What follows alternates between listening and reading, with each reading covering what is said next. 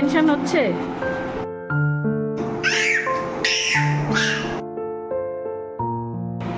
Two বেটা, ঠাকুরকে একটু নম করে দাও।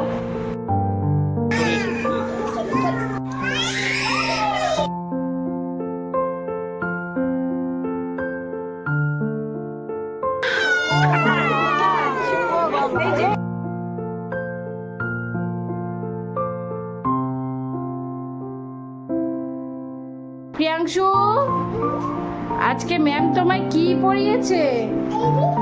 এই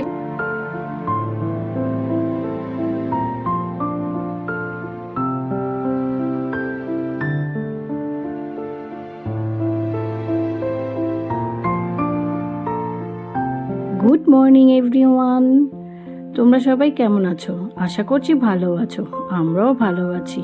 ফাইনালি আজ অনেকগুলো দিন বাদে আবারও ব্লগ নিয়ে আসতে পেরেছি। আজকে অনেক সকাল সকাল ঘুম থেকে উঠে কিছু কাজ আগেই সেরে নিয়েছি। ওকে ঘুম থেকে তোলার চেষ্টা করলাম, তবে ঘুমটা ভাঙলো না, তাই আর কি নিচে শুইয়ে দিয়েছি। আজকের সব থেকে ইম্পর্টেন্ট কাজগুলো আগে সেরে নিচ্ছি। প্রথমে টুপুসোনার স্কুলের টিফিন বক্স রেডি করে দিয়েছি। আজকে তো প্রথম স্কুল জীবনের, তাই আর কি ওর ফেভারিট বিস্কুটটাই দিয়ে দিয়েছি টিফিনে, অরিও বিস্কুট। আর আরেকটা ইম্পর্টেন্ট কাজ হলো টুপুসোনার স্কুল ব্যাগ, ওয়াটার বোতল, টিফিন বক্সে সব কিছুতে নেম ট্যাগ লাগিয়ে দিচ্ছি। তোমাদের এতদিন বলাই হয়নি, টুপুসোনার আসল নাম মানে ভালো নাম হলো প্রিয়াংশু মজুমদার।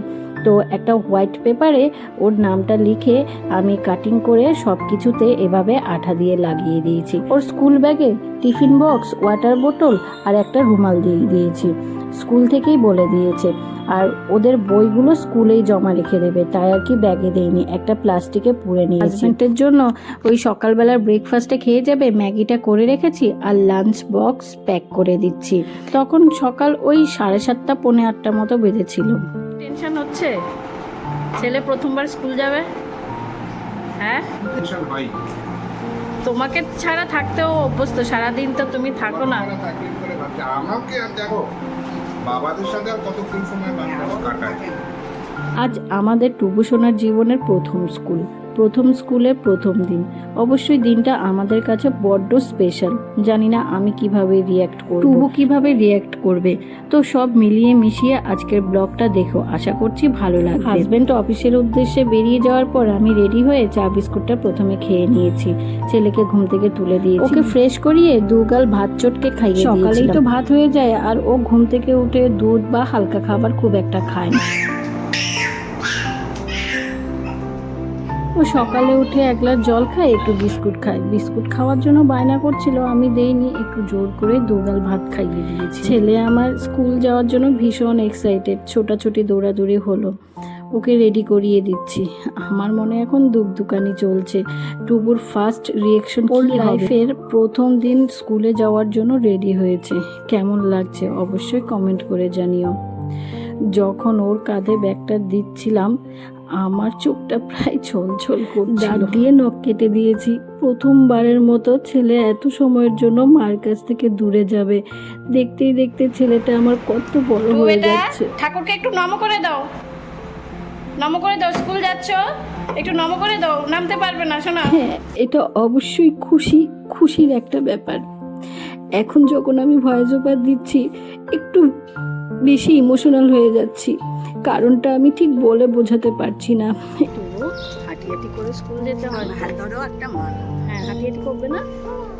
এই যে তুমি কাঁধে ব্যাগ, বাবা বাপিকে খুঁজছো? বাপি তো অফিস গেছে বাবা, বাপি আসবে, যখন আসবে তখন বাপির সাথে যাবে। হ্যাঁ, এই ইমোশনটা বলে বোঝানোর মতো না। শুধু মনে হচ্ছিল যে এই 2 ঘন্টা ওকে ছাড়া আমি কি করে থাকবো, কারণ আমার দুনিয়াটা জুড়েই ও। মানে ভীষণ অসুবিধা হচ্ছে আমার এই কথাগুলো বলতে। যাই হোক, ওর বাবার তো অফিস ছিল, অফিসে বেরিয়ে গেছে। ওর নামু, দাদা, নামি, আমরা সবাই গেছিলাম। ওকে প্রথম দিন স্কুলে ছেলে আমার স্মার্টলি স্কুলের ভেতর চলে গেছিল। তবে স্কুলের ভেতর গিয়ে নিজেই পাজেল হয়ে গেছে, কি করবে বুঝে উঠতে পারছিল না। যেহেতু আমি মা, আমি জানতাম ওর সামনে যদি আমি কান্নাকাটি করি ও শিওরলি কেঁদে ফেলবে। তো সেটা আমি চাইছিলাম না, তাই মনের মধ্যে নিজের ইমোশনগুলোকে কন্ট্রোল করে নিয়েছিলাম। ব্যাগ, তোমার ব্যাগ দেবে বাবা, ম্যাম দেবে। We will inform in the notice. ও টডলার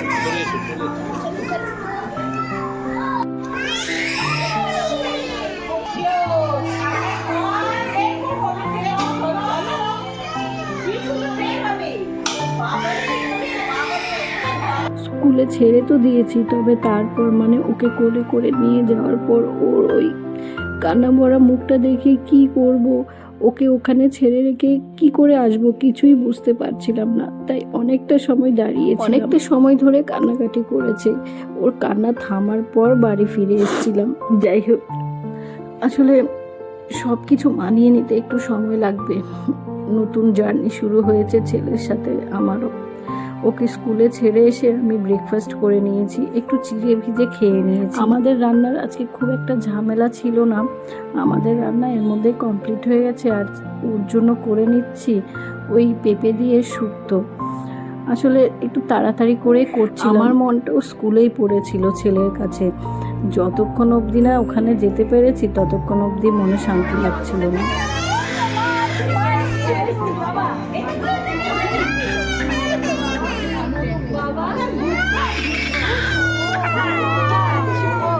মাকে দেখা মাত্রই সে কি চিৎকার করে কান্নাকাটি শুরু করে দিয়েছিল।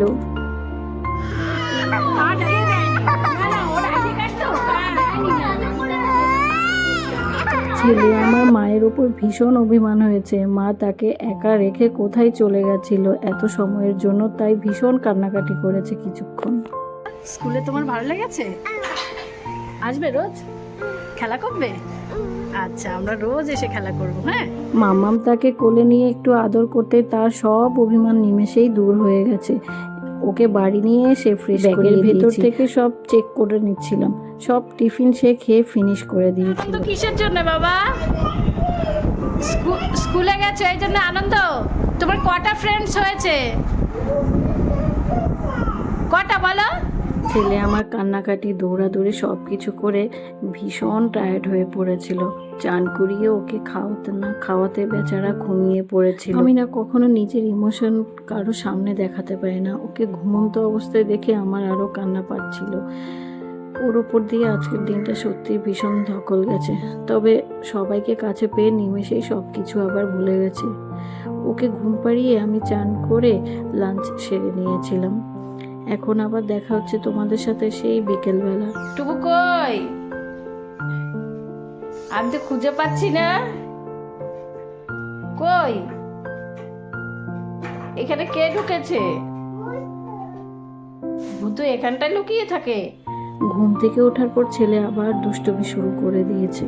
আমিও ওকে সঙ্গ দিচ্ছিলাম। আসলে আমি যদি ওকে একটু সঙ্গ না দিই, আমিও যদি এইসব অ্যাভয়েড করি, তাহলে ও বেচারা কার সাথে খেলবে, তাই না? কার সাথে সময় কাটাবে? ওর বাপি তো থাকে না, প্রায় সারাদিন অফিসেই থাকে। আর বাড়িতেও নামু দাদা নোরা তো একটু বয়স্ক মানুষ, ওনাদের কি আর এতটা এনার্জি থাকে ওর সাথে ছোটাছুটি দৌড়াদৌড়ি করার জন্যে? আর লেফট হ্যান্ড? আচ্ছা, ওটা লেফট হ্যান্ড, এটা রাইট হ্যান্ড। হাতে কি তোমার? লেমন। মাম্মাম তাকে দেখিয়ে দিয়েছিল কোনটা রাইট হ্যান্ড কোনটা লেফট হ্যান্ড। ওই লেমন হাতে নিয়ে সেটাই দেখাচ্ছিল, এটা লেফট হ্যান্ড এটা রাইট হ্যান্ড। ওর সাথে খেলাধুলো করে এসে ওই সন্ধে দিয়ে আমরা সন্ধ্যের টিফিন খেতে বসেছি। ওকে আগেই খাইয়ে দিয়েছিলাম, আমাদের সাথেও টুকিটাকি মুড়ে খাচ্ছিল। নামু দাদানের কাছে রেখে চলে এসেছি কিছু কাজ সেরে নেব বলে। হাজব্যান্ডও অফিস থেকে চলে এসেছিলো, তাই আর কি সুবিধা হয়েছিল। টেম্পোরারিভাবেই আমি পেপারে নাম লিখে কাটিং করে সব কিছুতে লাগিয়ে দিয়েছিলাম। তবে স্কুলে যাওয়ার পর বলেছে ওই মার্কার পেন দিয়ে সব কিছুতে লিখে দিতে, তাই আর কি বইগুলো আজকে আবার আমার সাথে ফেরত দিয়েছিল। ওর আইডি কার্ডটাও দিয়েছে, ওর ফটোটা ঘাম দিয়ে লাগিয়ে দিয়েছি। আর ওই যে সব বইগুলোতেও ওর নাম লিখে দিয়েছি। ব্যাগে, ওয়াটার বোতল, ওই টিফিন বক্স সব কিছুতেই ওর নামটা লিখে দিয়েছিলাম।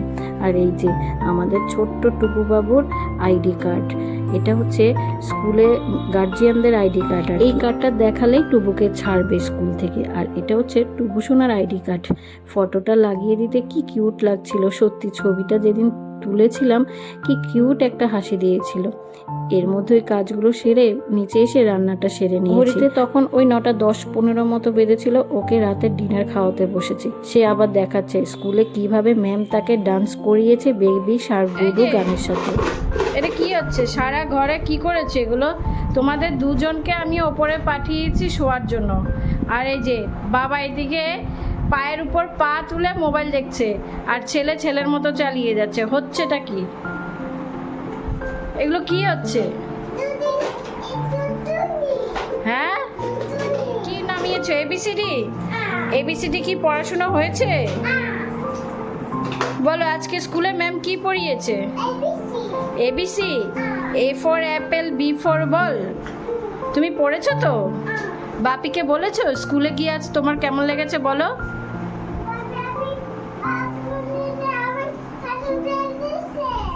শুনছো ছেলে কি বলছে? ক্যাট।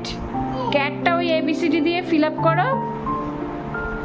আচ্ছা শোনো, এই যে টু বেটা প্রিয়াংশু, আজকে ম্যাম তোমায় কি পড়িয়েছে?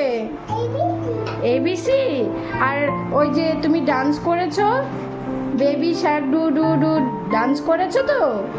কি করে ডান্স করেছো মাম্মা আর বাপিকে একটু দেখিয়ে দাও। Good good good good good. তাহলে আবার যাবে তো স্কুলে, ডান্স করবে তো গিয়ে? গুড। তাহলে আমি যাবো তোমার সাথে। আমায় নেবে? আমায় কেন?